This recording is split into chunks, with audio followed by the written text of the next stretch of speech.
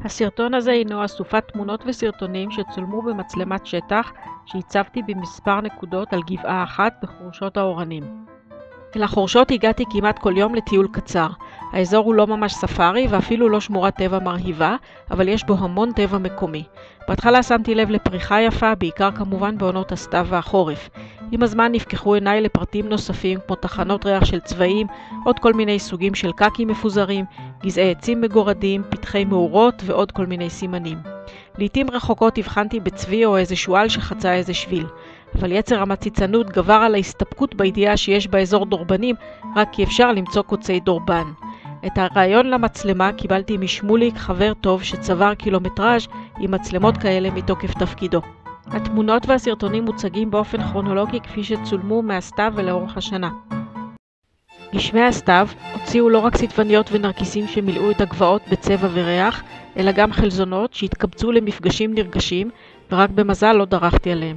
צילמתי אותם בהשתאות, הם הזכירו לי בדרכם החלזונית מפגש תלמידי בית ספר ביום הראשון ללימודים לאחר חופשה ארוכה. את מצלמת השטח הצבתי מול גב מים שנקבע בין הסלעים. נקודה זו הייתה אימור מצוין וקציר התמונות היה מרגש גם ביום ועוד יותר בלילה. צמד הנמיות ביקר בגב ביום, אבל השועל שקצה זנבו שבור הטריח את עצמו גם ביום וגם בלילה, לעתים אפילו מספר פעמים. תהיתי מתי הוא מספיק לישון. הודות לזנבו השבור הצלחתי להבדיל בינו לבין שועלים אחרים שהגיעו גם הם לגב.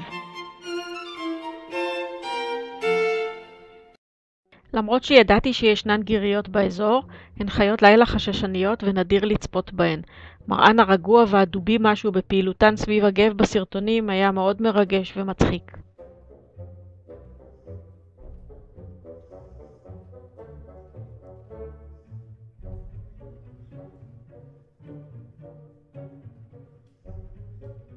הגיריות אמנם נראות חמודות ודוביות, אבל פגישה מקרית אחת איתן, שאתאר בהמשך המחישה שהן יכולות להיות חיות בר תוקפניות ומאיימות. דורבנים כנראה מאוד אוהבים להצטלם ולא החמיצו אף נקודה שבה הוצבה המצלמה. תמיד פעילים, קופצניים ומצחיקים, ואם מחליט פעם לעשות עליהם סרט באורך מלא, יש לי כבר שעות של סרטונים שלהם.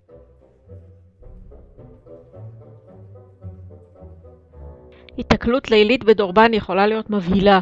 הוא פורס ומנפנף בקוצב ברעש תוך שהוא נמלט לתוך הסבך ורומז, אל תתעסקו איתי.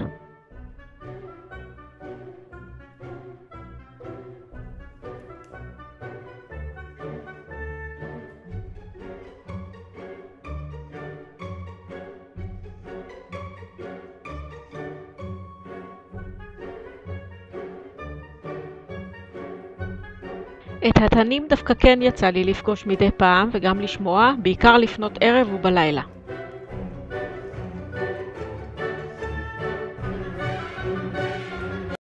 הסרטונים והתמונות של הצבוע שנקלטו במצלמה היו תמיד מרשימים. בכל זאת הוא אחת החיות הגדולות, היפות והמרשימות שמסתובבות באזור. החתולים שנקלטו בעדשת המצלמה הם כנראה מה שנקרא פליטי תרבות שהסתגלו לחיים ביער. לא רחוק מנקודה זו ישנו כינון קבוע של התנשמות שצפיתי בו במשך כמה שנים רצוף. אורבנים נפוצים מאוד בחורשות, בזים קצת פחות, ובמספר פרטי עקבים אני צופה בכל חורף.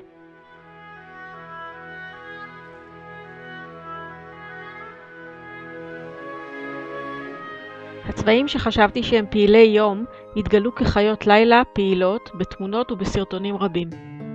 התנים נצפו בסרטונים גם ביום וגם בלילה. בטיולי אחר צהריים חורפיים המתין קבוע לי ולכלבים שנלוו אליי תן, או אולי תנה. הוא קרב כמנסה ליצור מגע, מעשה אמיץ עבור תן מול 3 כלבים, ואז נמלט. הכלבים בלעו את הפיתיון ויצאו אחריו בריצה, כמובן. אך אף פעם בעצם לא הצליחו לתפוס אותו. הנחתי שבאחריותו מאורה עם גורים באזור, אבל אולי רק רצה לשחק.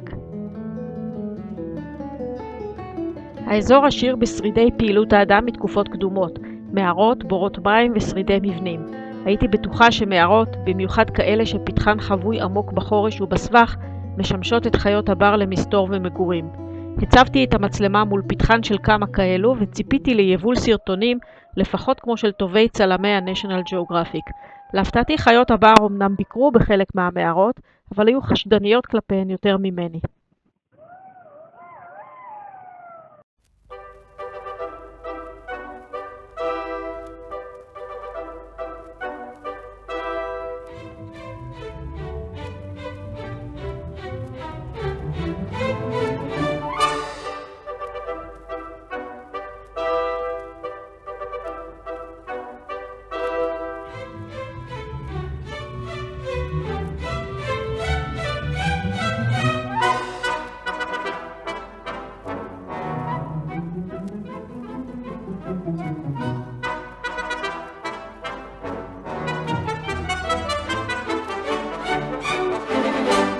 ללא ספק החורף הוא העונה האהובה עליי באזור. הכל ירוק והפריחה בשיאה. אדומי החזה מגיעים לחרוף באזור כבר בנובמבר. קל לשמוע את צקצוקם ושריקותיהם היפות, אבל קשה לצפות בהן בחורש הסבוך, ולכן שמחתי הייתה כפולה על הדוגמן שהסכים להיחשף סרטון שלם.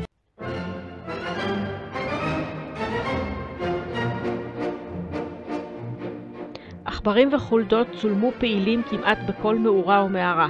אחרי הכל הם כנראה הבסיס התזונתי לרבות מהחיות המרשימות הגדולות שצולמו. שלג באזור נדיר, אבל בשנה זו נהנינו משלג קל וגשמים בכמות ובפיזור טוב, שלא נראים כל שנה. אלה תרמו לפריחה מרהיבה של רקפות, ציפורנים מצריות, צהרונים, כלניות, עיריות ועוד. באחד מימי סוף החורף, בעודי מטיילת ומתחרדנת בשמש חמימה, הגיע להפי גל צחנה. ככה משום מקום, לא של נבלה ואפילו לא של קקי של כלבים. משהו אחר, אבל מסריח. הריח הגיע מלמעלה. הרמתי עיניי. על צמרת העץ ישבה להקת חסידות בדרכן מאפריקה צפונה. כבר צפיתי בלא מעט להקות של חסידות שבוחרות לנוח באזור, אבל זו הייתה הפעם הראשונה שזכיתי ליהנות מריחן. בזרמי אוויר חמים שהגיעו עם האביב אפשר לצפות בדהיית החיוואים באזור ולראות ולשמוע להקות של עגורים בדרכן צפונה.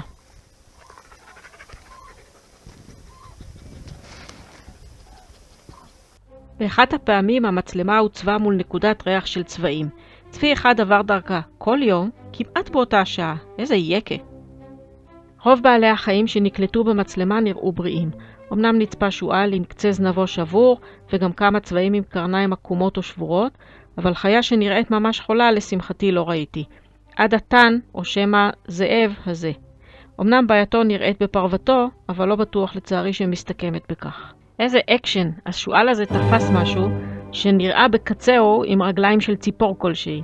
כמה הצטערתי שהמצלמה לא הייתה במצב של וידאו לאותם התמונות. תמונות אלה אהובות עליי במיוחד. הצבוע בתמונות אלה ממש דוגמן, וגם הצביות שבסרטון שאחריו.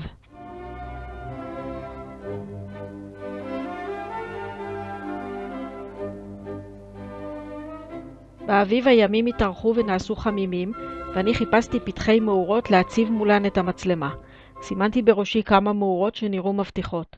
חמושה במצלמה חצבתי את דרכי בסבך, שלמזלי פחות קוצני בעונה זו מבקיץ, הישר לנקודה בה הייתה מאורה שנראתה פעילה ומבטיחה. ניסיתם פעם לזכור דרך לפי מיקום של כמה שיחים?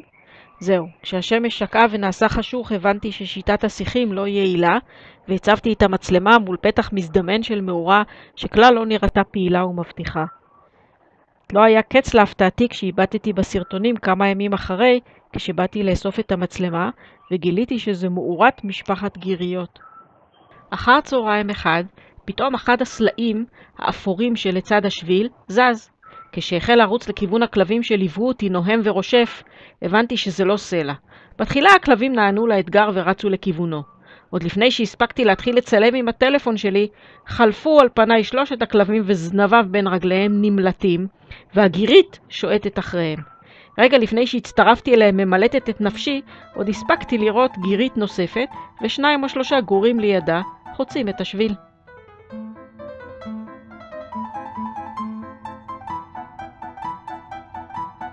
נטייתן המעצבנת של החוגלות לזנק במפתיע ללא כל התראה, ובליווי נפנופי כנפיים מיסטריים משיח סמוך, יכולה להבהיל אפילו טורף אמיץ עשוי ללא חת.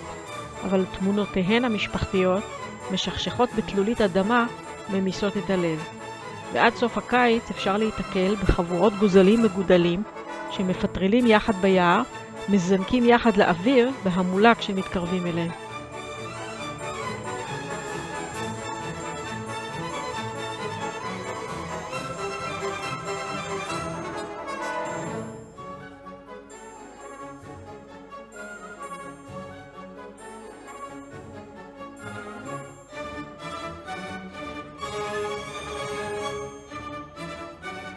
יש משהו קצת מתסכל שלמרות מאמציי להצליח לקבל סרטונים איכותיים של הצבוע, מדווח לי כי בדרך אגב עובר אורח שזה עתה צפה בצבוע חולף לידו במלוא תפארתו.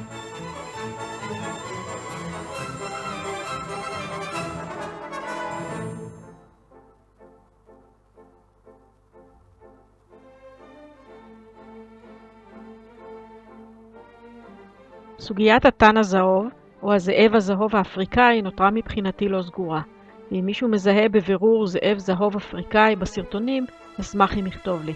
לא מעט צפעים הבהילו אותי בערבי קיץ חמים, אבל אם לא ירגיש מאוים הצפע יימנע ממגע ויסתלק לו מהר ככל שיוכל. שאר הנחשים, גם אם מנסים להרשים ולאיים, הם פחות מסוכנים ומפחידים, וחלקם יפהפיים כמו המחרוזן הדוגוני. אפשר לראות אותם על השבילים בערבי קיץ חמים נהנים מהחום שנקלט כל היום בשמש החמה ונפלט בערב. לקראת סוף הקיץ אפשר גם לראות על השבילים את האביידים, ובמנורת UV הם ממש זוהרים. הסתיימה שנה, המצלמה ואני ממשיכים לאסוף תמונות וסרטונים מהאזור.